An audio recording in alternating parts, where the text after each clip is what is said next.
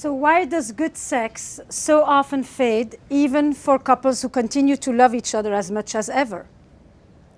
And why does good intimacy not guarantee good sex, contrary to popular belief? Or the next question would be, can we want what we already have? That's the million-dollar question, right? And why is the forbidden so erotic? What is it about transgression that makes desire so potent? And why does sex make babies and babies spell erotic disaster in couples?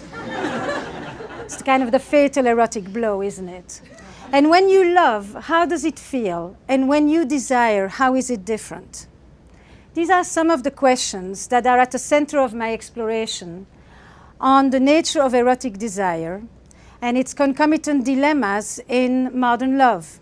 So I traveled the globe, and what I'm noticing is that everywhere where romanticism has entered, there seems to be a crisis of desire.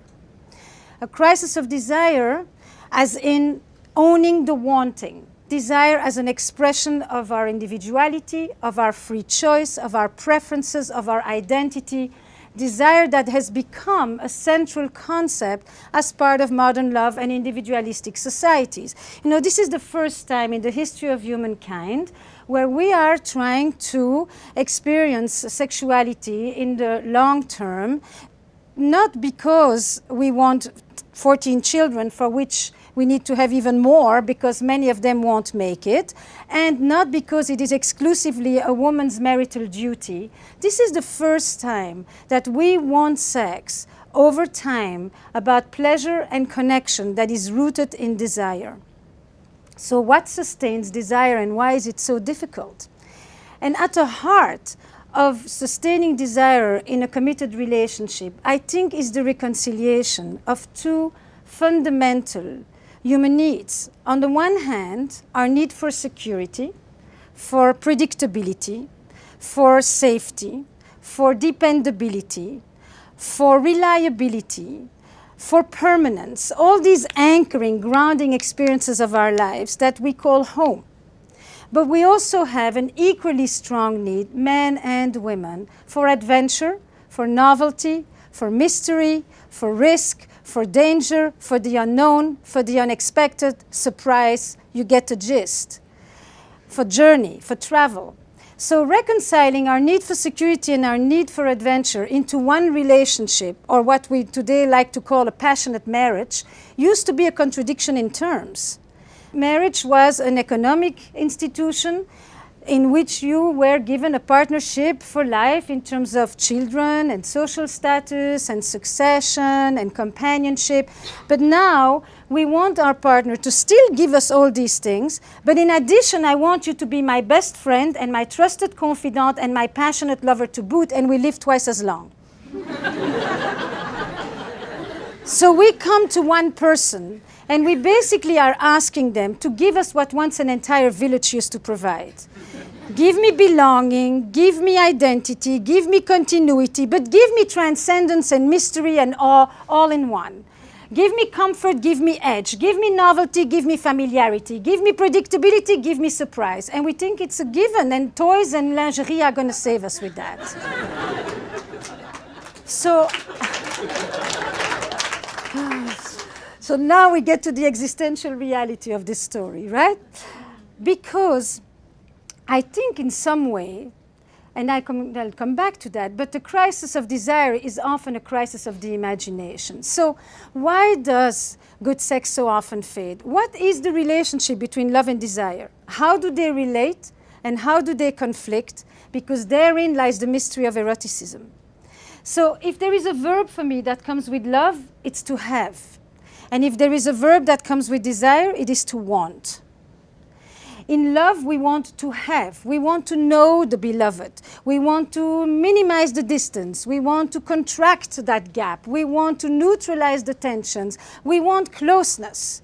But in desire, we tend to not really want to go back to the places we've already gone. Foregone conclusion does not keep our interest.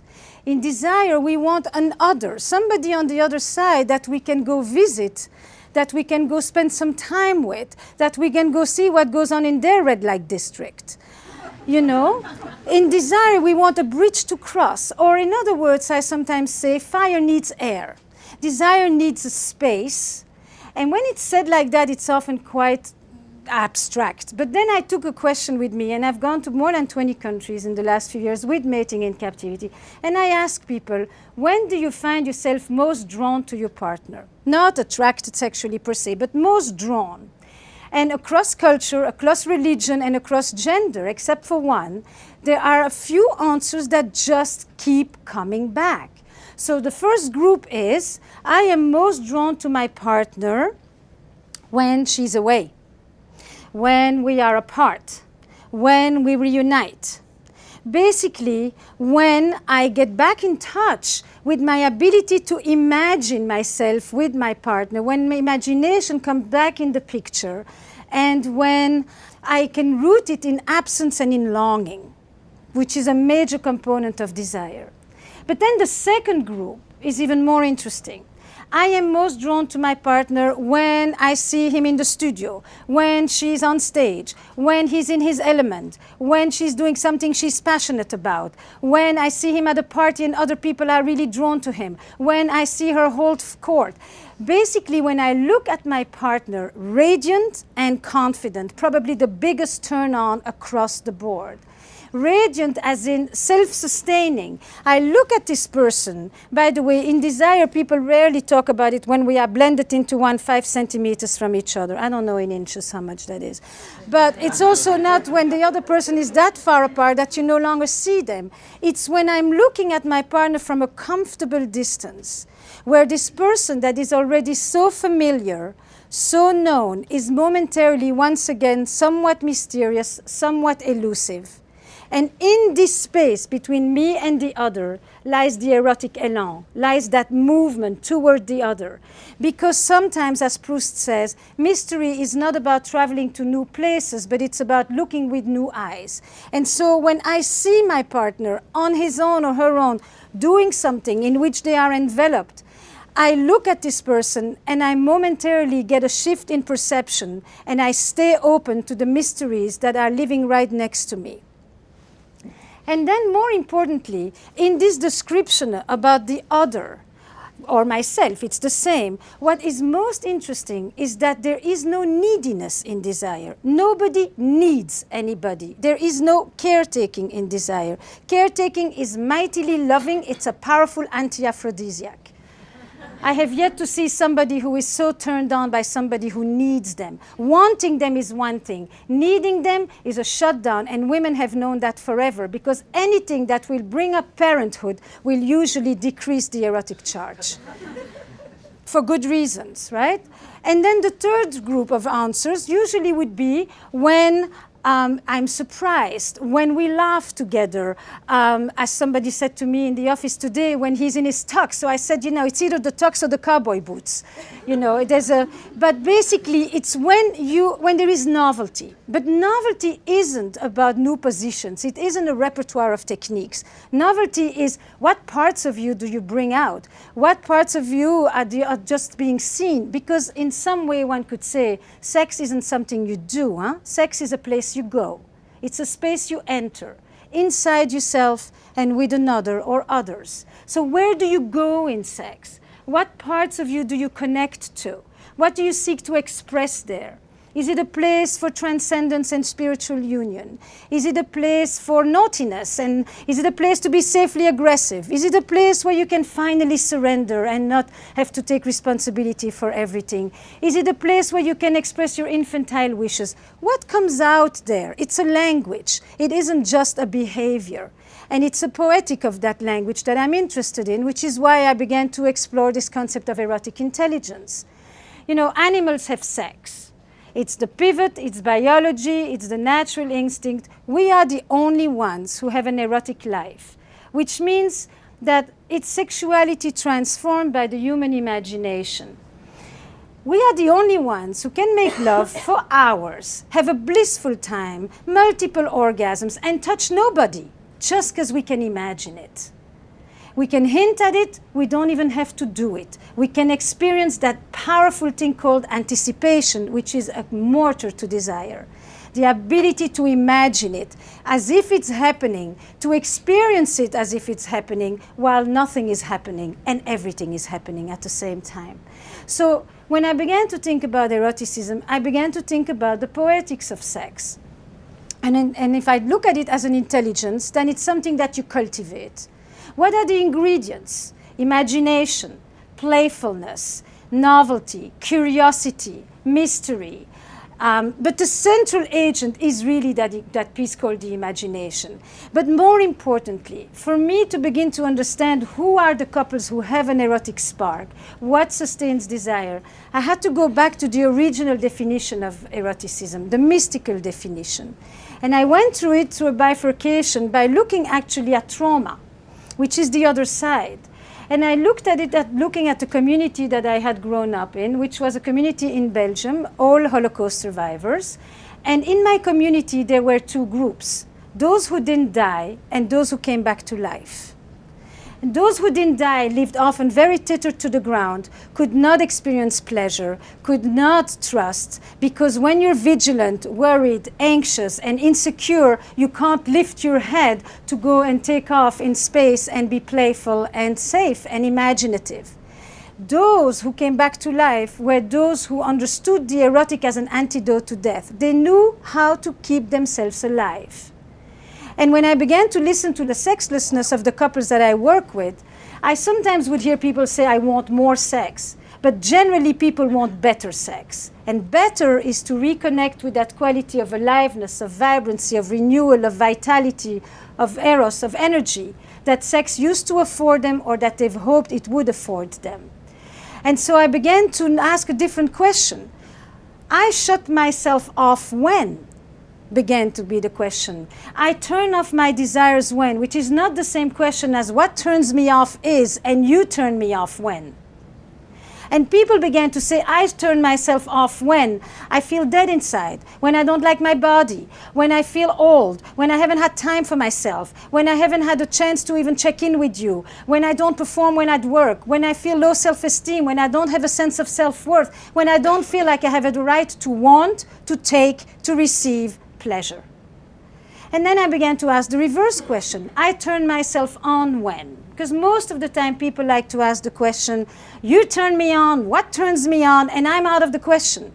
You know? Now, if you are dead inside, the other person can do a lot of things for Valentine. It won't make a dent. There is nobody at the reception desk. You know? So I turn myself on when? I turn my desires. I wake up when?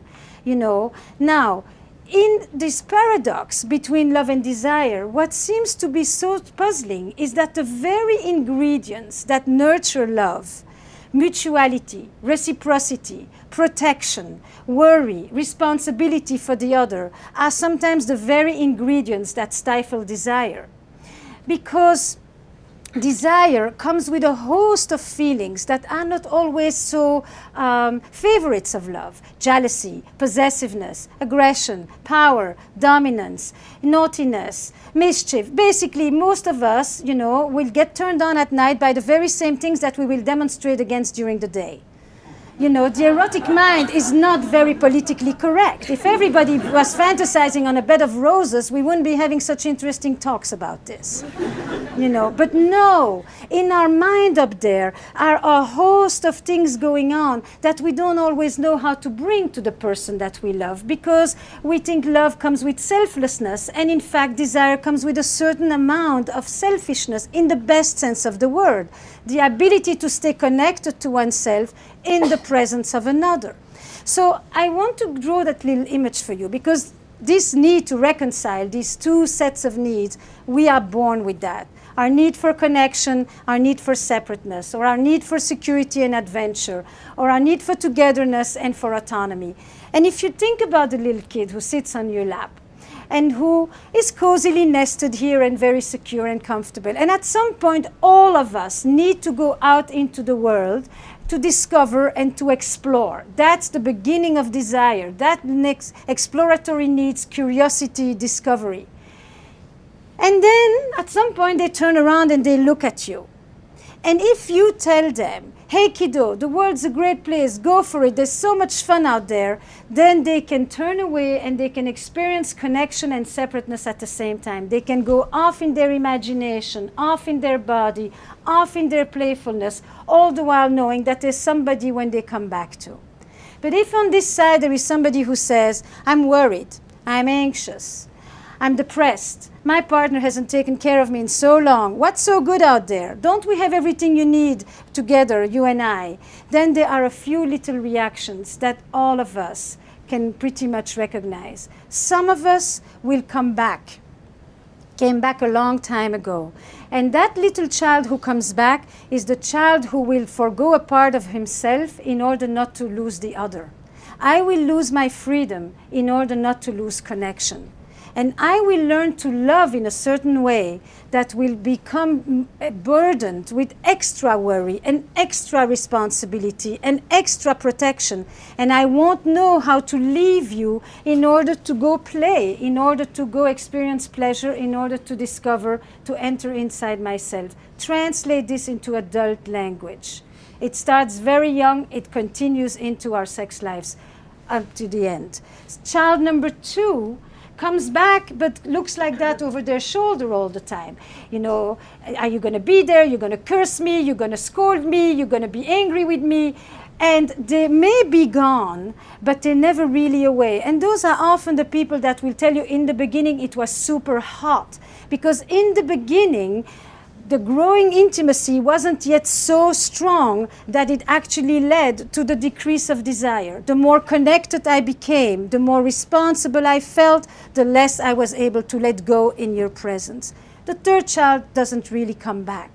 So what happens if you want to sustain desire, it's that real dialectic piece. On the one hand, you want the security in order to be able to go. On the other hand, if you can't go, you can't have pleasure, you can't culminate, you don't have an orgasm, you don't get excited because you spend your time in the body and the head of the other and not in your own.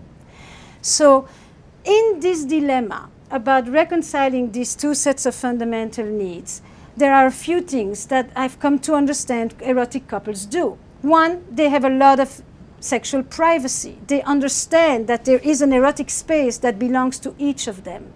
They also understand that foreplay is not something you do 5 minutes before the real thing. Foreplay pretty much starts at the end of the previous orgasm.